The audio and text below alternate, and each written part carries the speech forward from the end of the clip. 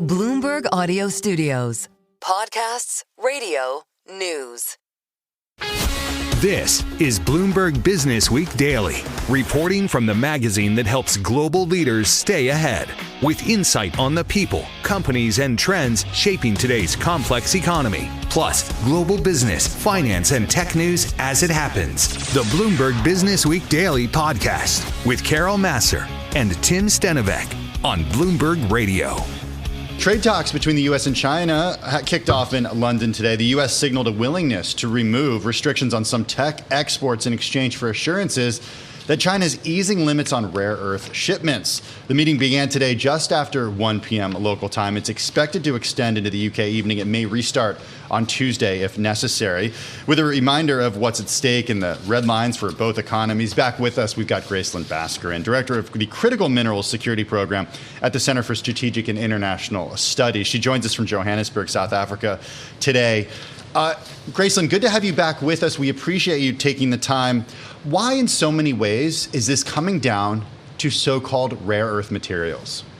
Thanks for having me. It's great to be back. I mean, first and foremost, rare earths are in everything. And we've seen that in the last couple of weeks as companies have not been able to secure the licenses they need. We have seen disruptions to manufacturing.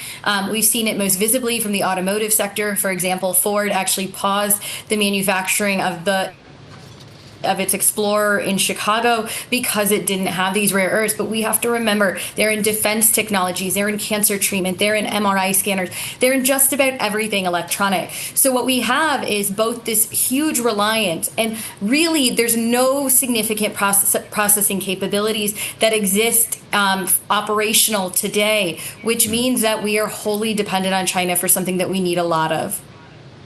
Gracelin, Carol and I last Thursday here at the Bloomberg Technology Conference in San Francisco spoke to RJ Scaringe, the CEO of Rivian, the EV maker, and we asked him specifically about rare earths. And partly what he said, and he's been clear that he is working to lobby the Trump administration. His folks are communicating with them about the importance of rare earths. But he also told us, hey, necessity is essentially the mother of invention. And I'm confident that we're going to be able to do some of this stuff, at least in the near future, without rare earths. Do you think that's the case? Are we going to be able, from a technological standpoint, not to have to rely on rare earths for some of these things?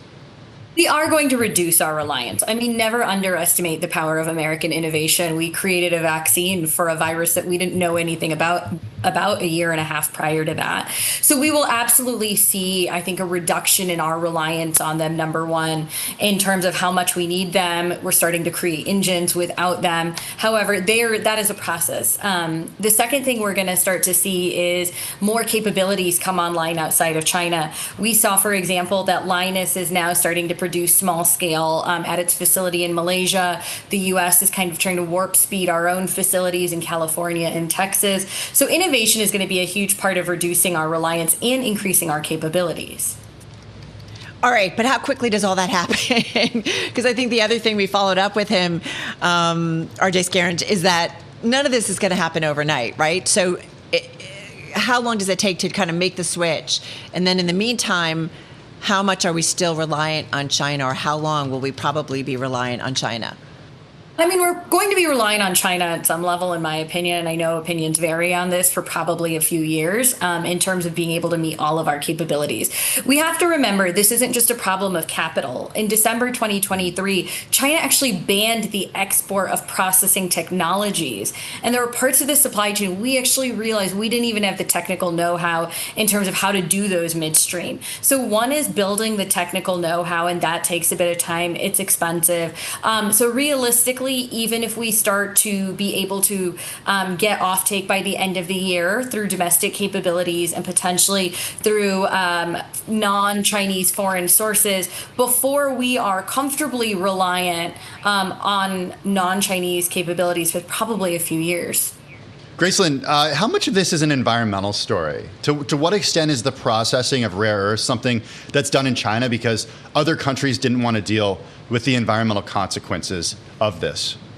The environment is no doubt one of the challenges that has limited other countries from developing the capabilities. You know, we use the term NIMBY, not in my backyard, because sometimes we don't want these things in our backyard, and we're very happy for them to be done far away. So that was certainly one component. The second thing I want to add to the environment component is generally the United States has deprioritized mining over the better part of several decades. Between the 1950s and the 1990s, the U.S. was actually the top rare earth producer in the world. We were the top uranium producer in the world. We had a Bureau of Mines that was responsible in government for coordinating all of our mining activities. We closed that in 1996. We ceded a lot of our advantages to China and Russia during this time, and that's how they really created a dominant position where the U.S. once was. So the environmental challenges certainly slow down permitting and some of these other dimensions of mining, but we also have to remember there was a broader government deprioritization of the agenda, which is how we found ourselves where we are today. Well, that's what I was going to ask you. Was it because the government wasn't prioritizing? Was it because companies, really concerned about the bottom line and profitability and making money that they said China can do it more cheaply and more easily for us? Is it because we didn't have the labor pool? Why was it that the U.S. went from being a leader to basically, now it's China's the leader when it comes to rare earth minerals? What would you pin it on? So if this was a multiple choice exam, all of the above, I hope, would be one option. But there's a few things, right? So when the government deprioritizes something, it creates a negative signal. As a result of government deprioritizing it and a lot of this moving offshore to China, Russia, Australia over time, then mine engineering programs have less need to produce mine engineers and other skilled labor for mining operations. So we have a huge workforce shortage here in the United States. Along with that, again, it is much cheaper to do it in China, where there are low environmental standards, where labor is much cheaper. If you go to a mine in Montana, you're not going to have a worker making under $120,000. Right. We don't have to pay a worker in China that same amount. So basically, the overall production costs fell too.